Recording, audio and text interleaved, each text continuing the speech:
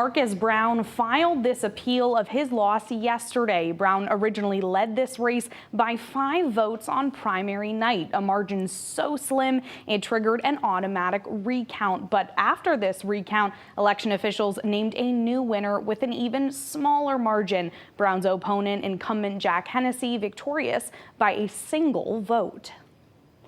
I personally felt aggrieved by the actions of the election officials whose jobs it were to conduct a free and fair election. This appeal, filed in Bridgeport Superior Court Monday, claims election officials improperly lost multiple absentee ballots, used a defective machine tabulator, allowed ballots to commingle, and certified election recount results while acknowledging the absence of at least 9 absentee ballots. Now we have to pay for this out of our pockets and then go through this process potentially another time. Brown originally beat Hennessy on election night by 5 votes in a 579 to 574 count. Connecticut law requires a recount if the margin of victory is within 0.5% or fewer than 20 votes. The Democrat primary had a 0.43% margin, triggering a recount. But during this recount, election officials misplaced 9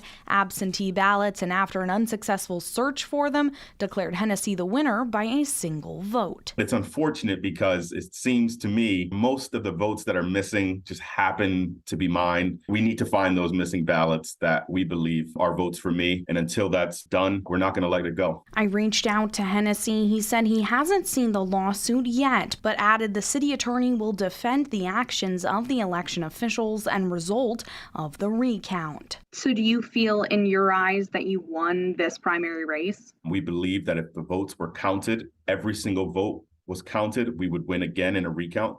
And we just want a fair election. A hearing in this appeal case is scheduled for Friday, August 26th.